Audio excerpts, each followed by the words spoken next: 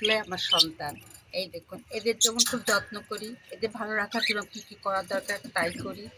দেখুন, এই বাচ্চাগুলোর চেহারা, মাগুলোর চেহারা দেখলেই বুঝবেন এদের আমি কত ভালো রাখি, কত যত্নে রাখি।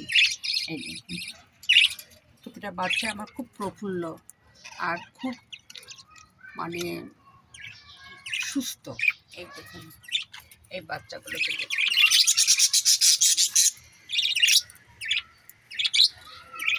এই জন্য এই বাচ্চাগুলো আমার, এইগুলো দেখার দায়িত্বও আমার।